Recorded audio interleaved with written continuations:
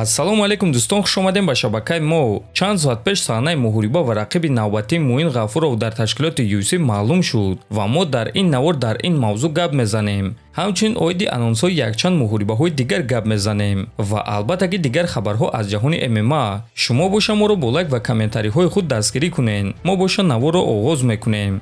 доруҳое ки айни замон шумо дида истодаин доруҳои гиёҳии босифат аз ширкати шифофармо мебошад ки шумо имконият доред ки ҳамаи ин доруҳоро бо нархи арзон дастрас кунед.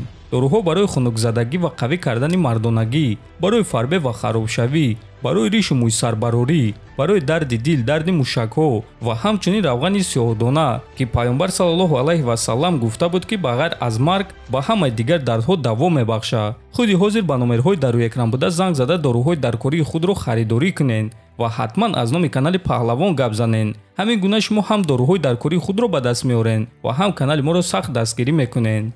оғоз мекунем аз анонсҳои муҳорибаҳо. муҳориба дар вазни ним сабук байни Содиқ Юсуф бо рекорди 13-2 ва Эдсон Барбоза бо рекорди 23-11 рӯзи 14 октябр дар турнири UFC Fight Night. муҳорибаи рейтингӣ дар вазни сабук байни Матеуш Гамрот бо рекорди 22-2 ва Рафаэл Физиев бо рекорди 12-2 рӯзи 23 сентябр дар турнири UFC Fight Night. муҳорибаи рейтингӣ дар вазни ним сабук байни Гига Чикадзе бо рекорди 14-3 ва Алекс Касерес бо рекорди 21-13 рӯзи 26 август дар турнири UFC Fight Night.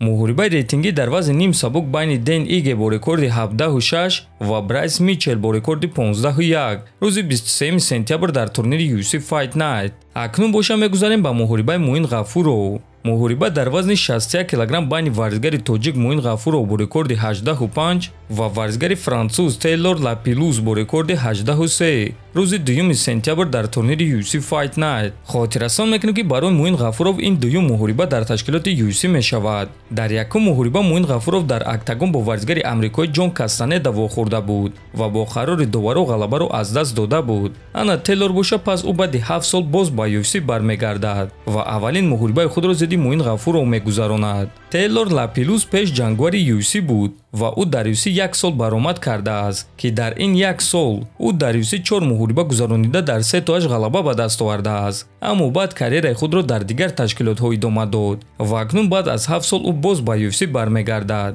айни замон Тейлор 5 ғалабаи пайдарҳам дорад ва охирон муҳорибаи худро ӯ моҳи апрели соли 2022 гузаронида дар якум раунд бо тариқи нокаут ғалаба ба даст овардааст. акнун рӯз 2 сентябр ӯро муҳориба зидди варзигари тоҷик МУИН ГАФУРОВ интизор аст. мо ба МУИН омодагиҳои хуби беосеб ва ғалабаи дурахшон орзумандем.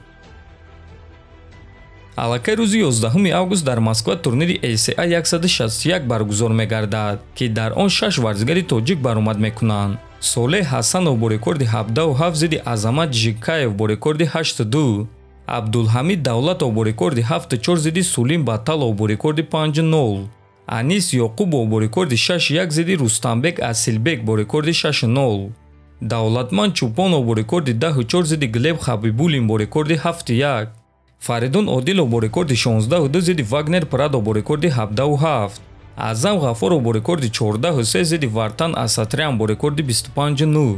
ҳамаи ин муҳорибаҳо дӯстон рӯзи 11 август дар Москва дар турнири ACA 161 баргузор мегарданд ва мо ба ҳамаи ин варзигарони тоҷик омодагиҳои хуби беосеб ва ғалабаҳои дурахшон орзумандем.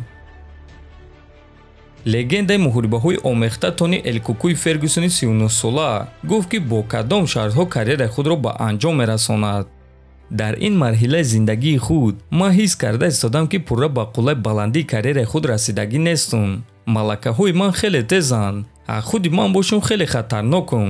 барои ҳамин ки чӣ мегӯяд ба ман фарқ надорад. ман карьераи худро кайки худум хоҳам ҳамон вақт ба анҷом мерасонам.